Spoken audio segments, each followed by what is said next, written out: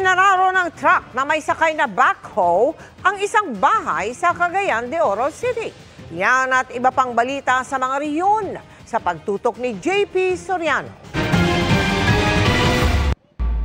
Wasak ang bahagi ng bahay na ito sa Sitio Buena Oro, Barangay Makasandig sa Cagayan de Oro City nang araruhin ng isang truck na may kargang backhoe. Nadamay sa aksidente ang isang nakaparadang sasakyan at isa ring motorsiklo. Ayon sa developer sa lugar na siyang may-ari ng truck, nagkukumpuni ng nasirang linya ng tubig ang backhoe at nang isinakay ito sa truck ay bigla na lang itong tumakbo pababa ng kalsada. Nanaog siya kay magbinder sa bako. Naluros lang kalit ang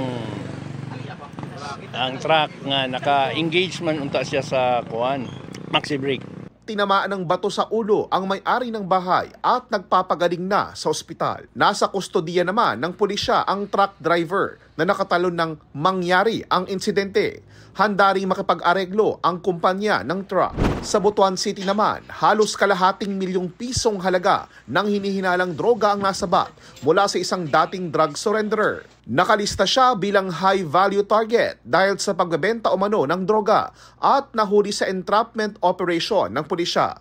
Na-recover din ang ilang drug paraphernalia, pera at personal na mga gamit ng naarestong suspect.